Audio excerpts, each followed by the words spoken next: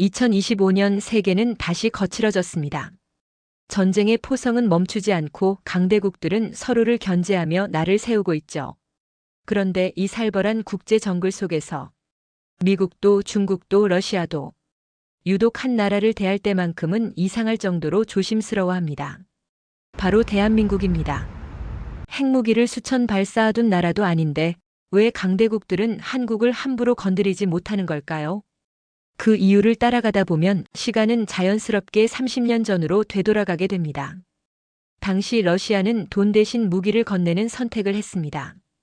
그저 빚을 정리하기 위한 임시 방편이었을지도 모릅니다. 하지만 그 결정이 오늘의 대한민국을 만들게 될 줄은 그 누구도 예상하지 못했습니다. 그렇다면 지금 러시아는 왜 그 선택을 두고 땅을 치고 후회하고 있는 걸까요? 이야기를 시작하기 전에 1초면 가능한 구독과 좋아요를 부탁드립니다. 저는 이성훈입니다. 1980년대 후반 대한민국 정부 산하정책연구기관에서 국방과 외교 전략을 분석하던 정책 분석가였습니다. 냉전의 끝자락, 세계 질서가 하루가 다르게 무너지고 재편되던 시기에 저는 회의실과 문서 더미 사이에서 이 나라의 선택들을 기록하는 일을 맡고 있었습니다. 당시 대한민국은 겉으로 보기엔 서울 올림픽을 성공적으로 치러낸 성장 국가였지만 안으로는 여전히 불안정한 분단 국가였습니다. 북한은 건재했고 그 뒤에는 소련과 중국이라는 거대한 후견 세력이 버티고 있었습니다. 한반도 정세는 언제 다시 얼어붙어도 조금도 이상하지 않은 상태였습니다. 그 무렵 정부 내부에서는 기존의 외교 노선으로는 한계가 분명하다는 인식이 조심스럽게 퍼지고 있었습니다. 늘 같은 편, 늘 같은 적. 그 구도가 고착될수록 한반도는 영원히 냉전의 최전선에 머물 수밖에 없다는 판단이었죠.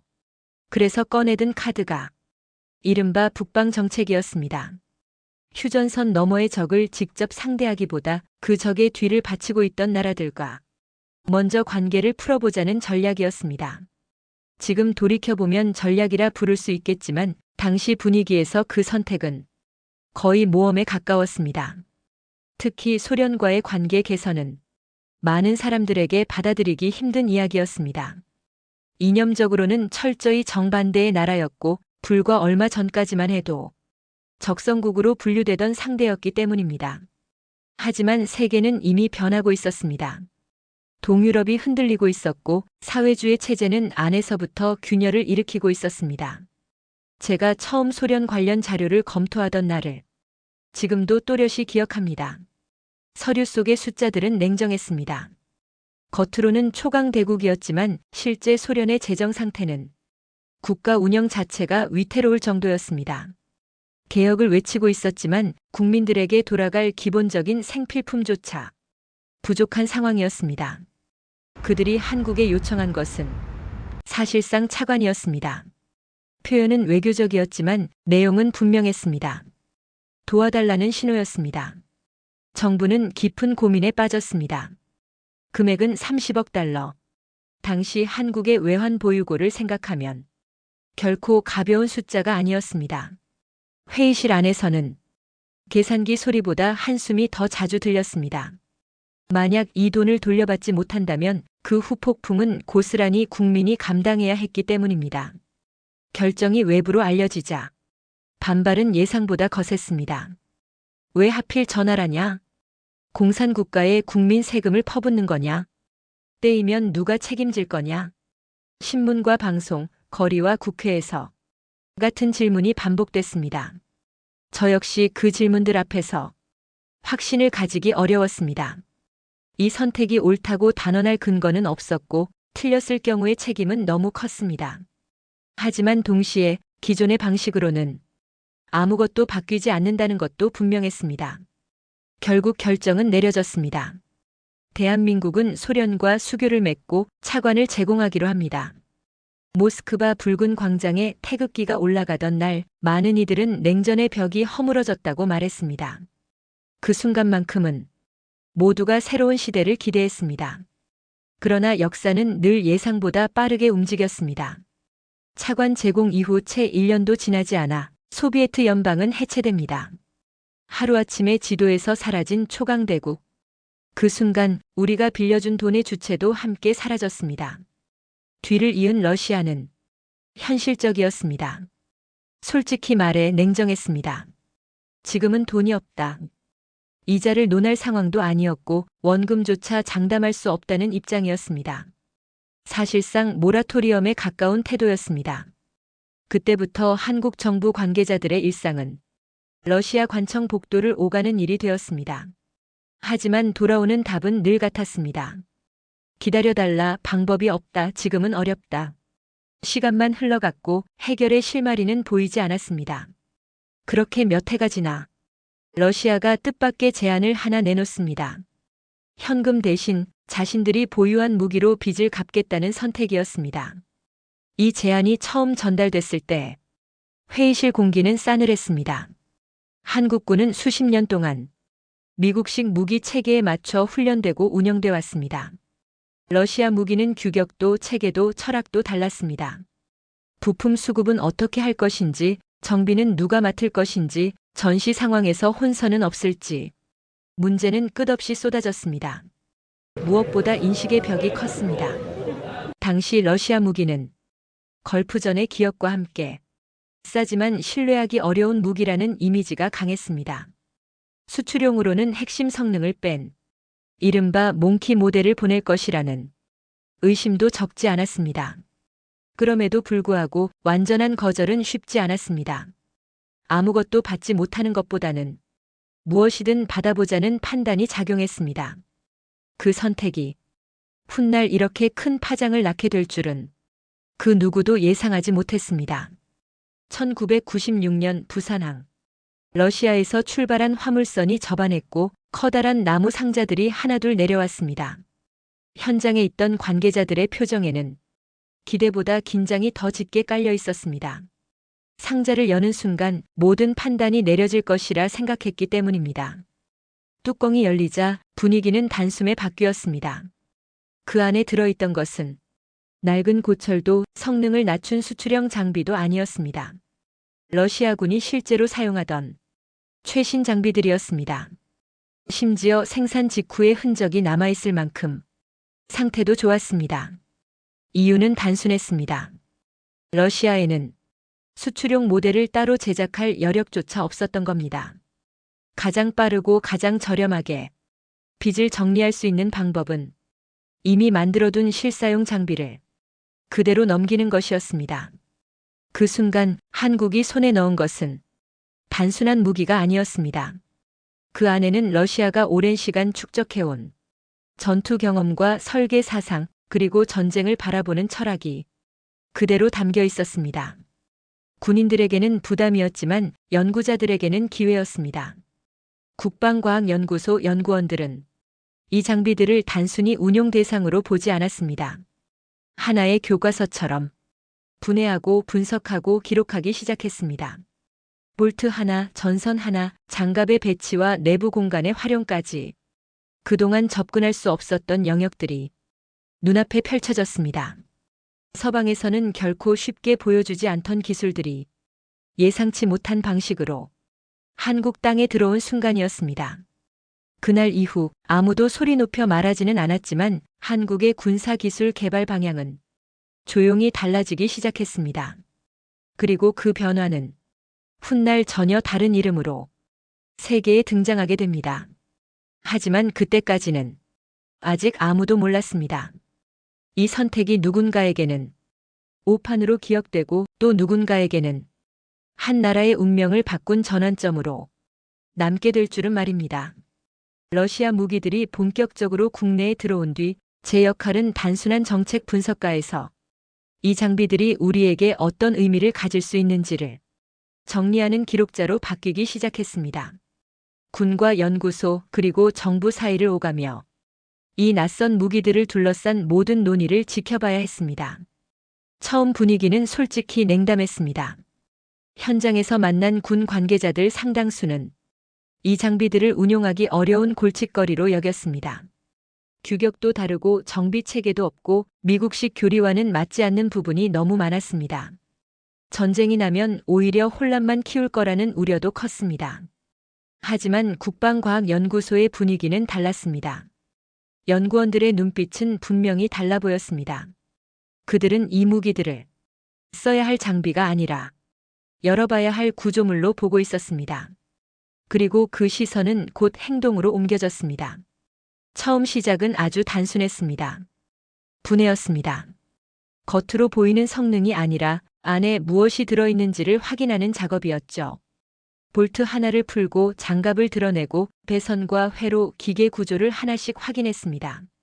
그 과정에서 연구원들은 서방 무기에서는 좀처럼 볼 수 없던 러시아식 사고방식과 마주하게 됩니다. 가장 먼저 눈에 띈 것은 현실성이었습니다. 러시아 무기는 세련되지 않았지만 전장을 전제로 만들어진 흔적이 곳곳에 남아 있었습니다. 진흙, 눈, 먼지, 그리고 정비가 부족한 상황까지 가정한 설계. 고장이 나더라도 현장에서 어떻게든 다시 움직이게 만드는 구조였습니다. 특히 자동화에 대한 접근 방식은 우리에게 큰 충격이었습니다. 러시아는 병사의 숙련도보다 기계가 할 수 있는 역할을 최대한 기계에 맡겼습니다. 자동 장전 장치, 단순화된 제어 구조, 최소한의 동작으로 최대 효과를 내는 설계. 이는 미국식 정밀고가 시스템과는 완전히 다른 방향이었습니다. 연구원들 사이에서는 조용한 토론이 시작됐습니다. 이걸 그대로 쓰자는 게 아니다. 이 사고방식을 우리식으로 소화해보자. 그 말이 의미하는 바는 분명했습니다. 베끼는 게 아니라 이해하고 재구성하자는 것이었습니다. 현장에서 기억에 남는 장면이 하나 있습니다. 러시아제 대전차 무기의 시험 발사 현장이었습니다. 발사 버튼이 눌리고 미사일은 예상과 다르게 곧장 날아가지 않았습니다. 순간적으로 위로 솟구치며 궤적이 어긋난 것처럼 보였습니다. 주변에서는 긴장된 숨소리가 흘렀습니다. 실패라는 단어가 머릿속을 스쳐 지나가던 찰나였습니다. 그런데 미사일은 급격하게 궤도를 바꾸더니 표적의 상단을 정확히 관통했습니다. 그 순간 현장은 잠시 정적에 잠겼습니다. 그리고 곧 이해가 시작됐습니다. 이건 오류가 아니라 의도된 움직임이었습니다. 장애물을 피하고 가장 취약한 지점을 노리는 방식. 러시아가 오랜 전투 경험 속에서 체득한 생존의 기술이었습니다. 그날 이후 연구소 내부 회의의 분위기는 완전히 달라졌습니다. 정면을 뚫는 게 아니라 위에서 내려 꽂는다. 굳이 강한 장갑을 뚫을 필요가 없다. 이 단순한 발상의 전환은 우리 무기 개발 사고방식에 큰 균열을 일으켰습니다. 비슷한 변화는 전차 분석 과정에서도 나타났습니다. 러시아 전차는 서방 전차보다 작고 투박했지만 내부를 들여다보면 전혀 다른 논리가 작동하고 있었습니다. 전투 중 승무원이 최소한의 동작으로 임무를 수행할 수 있도록 설계된 구조.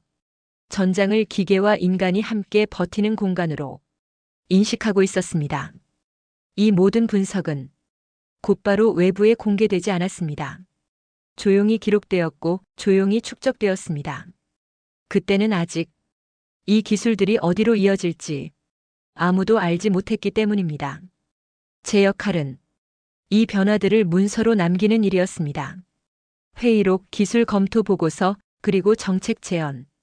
겉으로 보면 단순한 서류 작업이었지만 그 안에는 분명한 흐름이 있었습니다. 우리는 이제 누군가의 무기를 사오는 나라에서 벗어나야 한다. 이 생각은 점점 더 구체적인 문장으로 바뀌고 있었습니다. 당시 미국과의 관계도 미묘하게 변화하고 있었습니다. 우리는 여전히 미국의 동맹이었지만 모든 기술을 있는 그대로 받을 수는 없었습니다. 핵심 기술은 늘 보이지 않는 선에서 차단되어 있었고 그 선을 넘으려는 순간 외교적 부담이 따라왔습니다. 러시아 무기는 그 빈틈을 메우는 역할을 했습니다. 미국이 보여주지 않던 영역, 서방이 설명하지 않던 구조. 그것들이 의도하지 않은 방식으로 우리 손에 들어온 셈이었습니다. 중요한 건 우리가 그 기회를 허투루 쓰지 않았다는 점입니다. 연구원들은 밤을 새웠고 군인들은 낯선 장비에 몸을 맡겼습니다. 기름 냄새와 쇳소리 속에서 수없이 많은 실패와 수정이 반복됐습니다. 하지만 그 과정은 누군가의 실험이 아니라 한 나라의 방향 설정이었습니다. 어느 순간부터 회의에서 이런 말이 나오기 시작했습니다. 이제 우리도 만들 수 있다. 처음엔 조심스러운 표현이었지만 점점 확신에 가까워졌습니다. 러시아식 기계공학의 강인함과 한국이 가진 전자제어 기술의 정밀함. 이 둘을 결합하면 완전히 새로운 결과물이 나올 수 있다는 계산이었습니다. 그때는 몰랐습니다. 이 선택이 훗날 세계 무기 시장의 판도를 이렇게까지 흔들게 될 줄은. 다만 분명했던 건 우리는 더 이상 과거의 한국이 아니라는 사실이었습니다. 그리고 이 변화는 곧 실체를 드러내기 시작합니다.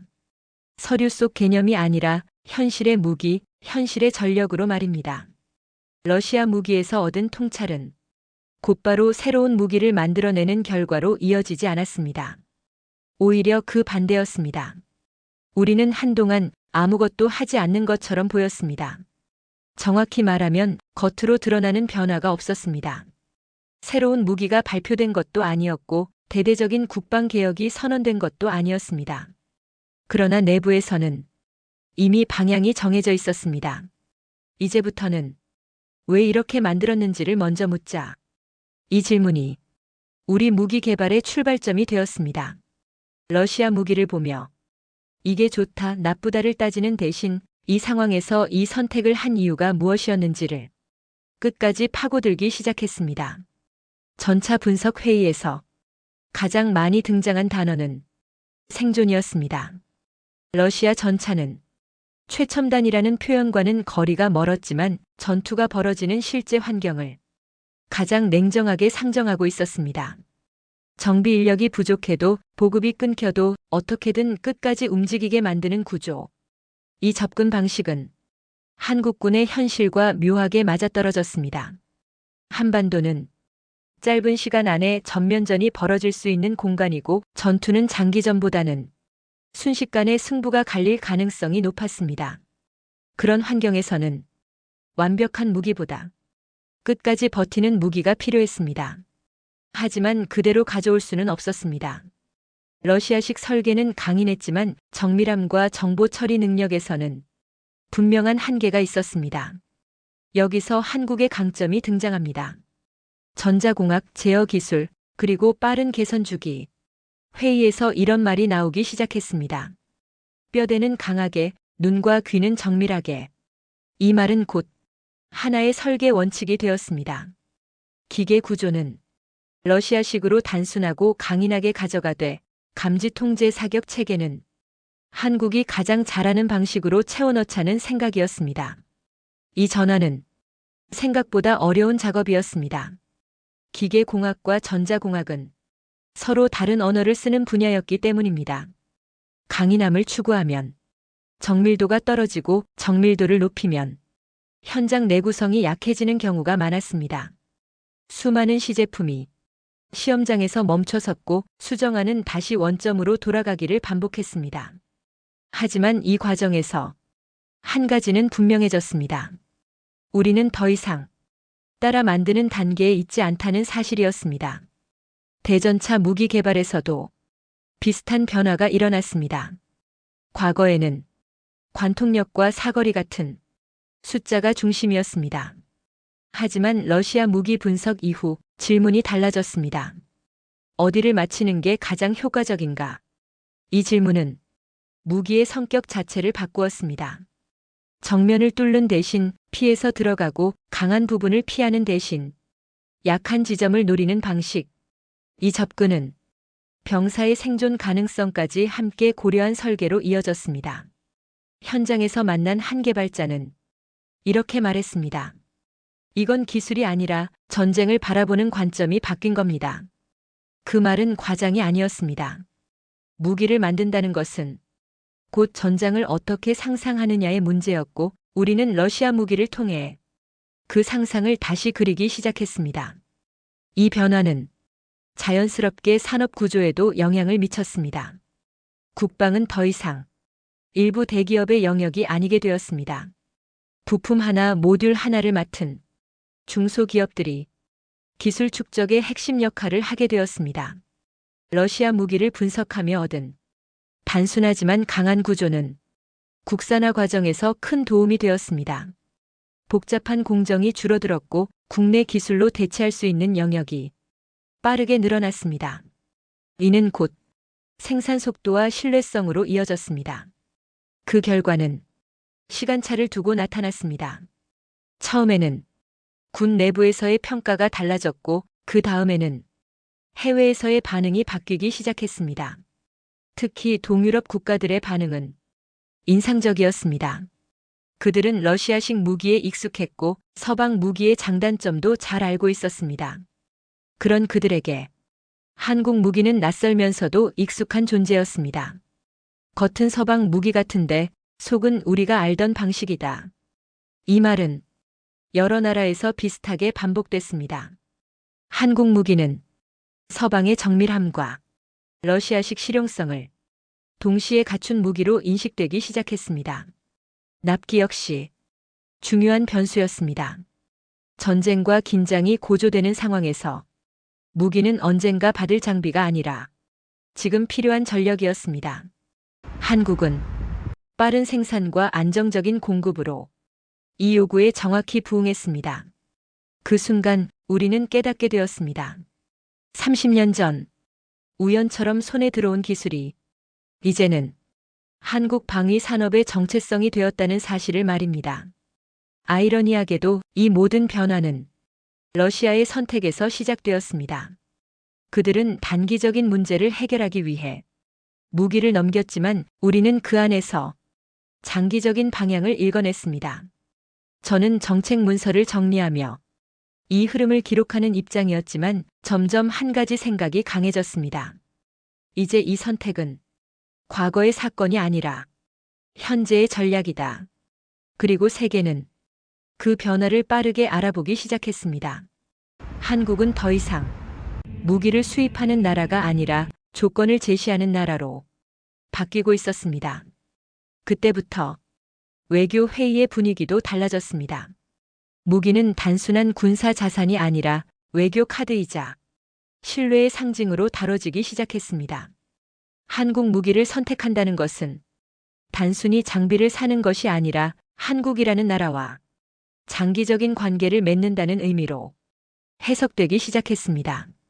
이 지점에서 이야기는 더 이상 과거의 실수가 아닙니다. 이제 남은 질문은 왜 지금 러시아가 이 선택을 후회하게 되었느냐는 것입니다. 시간이 흘러 세계는 다시 전쟁의 시대에 들어섰습니다. 냉전이 끝났다고 믿었던 국제 질서는 곳곳에서 균열을 드러냈고 강대국들은 다시 힘의 언어를 꺼내 들기 시작했습니다. 그 변화의 중심에서 러시아는 더 이상 과거의 자신이 아니었습니다. 전쟁은 길어졌고 그들이 자랑하던 무기 체계는 현실의 전장에서 냉정한 평가를 받기 시작했습니다. 수치로는 강력해 보였던 장비들이 실제 전장에서는 예상보다 취약한 모습을 드러냈습니다. 그와 동시에 전혀 다른 장면이 지구 반대편에서 펼쳐지고 있었습니다. 동유럽의 평원 위에 중동의 사막 너머에 한국산 무기들이 차례로 모습을 드러내기 시작한 것입니다. 이 장면을 처음 보았을 때 저 역시 묘한 감정을 느꼈습니다. 30년 전 러시아가 빚을 대신해 넘겼던 기술의 흔적들이 이제는 한국이라는 이름으로 다시 세계 무대에 등장하고 있었기 때문입니다. 특히 러시아에게 이 장면은 결코 편할 수 없었을 겁니다. 그들이 단기적인 위기를 넘기기 위해 내린 선택이 장기적으로는 자신들의 영향력을 잠식하는 결과로 되돌아왔기 때문입니다. 전쟁 이후 세계 각국은 무기를 다시 보기 시작했습니다. 단순히 성능이 좋은지 값이 싼지의 문제가 아니었습니다. 이 무기를 믿고 맡길 수 있는가? 위기 상황에서도 약속을 지킬 수 있는가? 이 질문이 훨씬 중요해졌습니다. 바로 그 지점에서 한국은 전혀 다른 평가를 받기 시작했습니다. 한국 무기는 빠르게 공급되었고 약속한 성능을 유지했으며 정치적 조건을 무기로 삼지 않았습니다. 무기 거래가 아니라 신뢰의 계약처럼 받아들여지기 시작했습니다. 러시아 무기는 여전히 강력했습니다. 중국 무기는 가격 경쟁력이 있었습니다. 미국 무기는 기술적으로 앞서 있었습니다. 그러나 한국 무기는 그 모든 요소 사이에서 묘한 균형을 이루고 있었습니다. 기술과 성능, 납기와 유지, 그리고 무엇보다 정치적 부담이 적다는 점. 이 조합은 전쟁의 불확실성이 커질수록 더 큰 가치로 작용했습니다. 러시아 입장에서 보면 이 장면은 참으로 아이러니합니다. 한때는 자신들이 가르침을 주는 위치였다고 믿었던 나라가 이제는 세계 시장에서 경쟁자가 되어 있었기 때문입니다. 더 아픈 지점은 그 경쟁이 러시아식 무기의 철학을 가장 잘 이해한 나라에게서 나왔다는 사실입니다. 한국 무기는 러시아 무기의 장점을 흡수하고 그 단점을 보완해 완전히 다른 형태로 진화해 있었습니다. 저는 이 흐름을 보며 한 가지를 분명히 깨달았습니다. 러시아가 후회하는 이유는 단순히 무기를 넘겨줬기 때문이 아닙니다. 그 기술을 어떻게 받아들이고 어떻게 키워냈는지를 과소평가했기 때문입니다. 그들은 한국을 잠시 돈을 빌려준 나라로 보았지 흡수하고 재구성할 나라로는 보지 않았습니다. 그 오판이 지금의 결과를 만든 것입니다. 한국은 누군가의 기술을 그대로 복제하지 않았습니다. 그 안에 담긴 사고방식을 읽었고 자신들의 현실에 맞게 다시 설계했습니다. 그 과정에는 수많은 실패와 시행착오 그리고 조용한 축적이 있었습니다. 겉으로 드러난 성과보다 더 중요한 것은 그 시간이 만들어낸 태도였습니다. 서두르지 않는 개발, 눈에 띄지 않는 개선, 그리고 끝까지 책임지는 구조. 이 태도는 무기만의 이야기가 아닙니다. 지금 한국이 세계에서 신중하게 다뤄지는 이유 역시 여기에 있습니다. 한국은 예측 불가능한 나라가 아니라 예측 가능한 신뢰의 나라로 인식되기 시작했습니다. 강대국들이 한국을 함부로 대하지 않는 이유는 군사력 하나 때문이 아닙니다. 그 군사력이 어떤 방식으로 만들어졌고 어떤 태도로 운용되는지를 그들이 알고 있기 때문입니다. 이제 한국은 누군가의 기술을 사오는 나라가 아니라 자신의 기준을 제시하는 나라가 되었습니다. 조건을 제한하고 일정을 지키고 관계를 관리하는 위치에 서게 된 것입니다. 러시아가 이 선택을 두고 땅을 치고 후회한다면 그 이유는 분명합니다. 그들은 한 나라의 잠재력을 숫자로만 계산했고 그 나라가 가진 흡수력과 집요함을 제대로 보지 못했습니다. 저는 30년 전 그 선택의 문서를 처음 받아들었던 사람으로서 지금 이 장면을 조용히 기록할 수밖에 없습니다. 그때는 실패처럼 보였던 결정이 이렇게까지 먼 미래에 다른 의미로 되돌아올 줄은 저 역시 상상하지 못했습니다. 역사는 늘 선택의 순간보다 그 이유를 더 길게 기록합니다. 그리고 어떤 선택은 그 자체보다 그 선택을 받아들인 태도로 평가됩니다. 오늘의 대한민국은 그 태도의 결과입니다. 크게 소리치지 않았고 자랑하지 않았으며 조용히 준비해온 나라. 그래서 지금 강대국들은 한국을 조심스럽게 대합니다. 건드리면 위험해서가 아니라 건드렸을 때 어떤 결과가 돌아올지 이미 보았기 때문입니다. 이제 질문은 하나입니다. 이 다음 선택에서 우리는 어떤 태도를 유지할 것인가? 그리고 그 선택은 30년 뒤 어떤 의미로 다시 기록될 것인가? 여러분은 어떻게 생각하십니까? 한국의 다음 선택은 어디로 향해야 할까요? 30년 전 누군가는 이 선택을 두고 무모하다고 했고 누군가는 호구 잡혔다고 비웃었습니다. 하지만 대한민국은 그 선택을 그대로 흘려보내지 않았습니다. 받아들였고 해체했고 다시 쌓아 올렸습니다. 그래서 지금 세계는 한국을 함부로 다루지 않습니다. 강해서가 아니라 끝까지 해내는 나라라는 걸 이미 보았기 때문입니다. 역사는 결과로만 판단되지 않습니다. 같은 선택이라도 누가 어떤 태도로 받아들이느냐에 따라 완전히 다른 미래를 만듭니다. 대한민국은 남이 버린 기회를 붙잡아 조용히 자기 것으로 만들었습니다. 이 이야기는 힘의 크기가 아니라 태도의 깊이가 나라의 운명을 바꾼다는 증거입니다. 구독자 여러분, 오늘의 이야기는 어떠셨는지요? 영상 끝까지 시청해주신 모든 분들 고맙습니다. 지금까지 K감동피플이었습니다.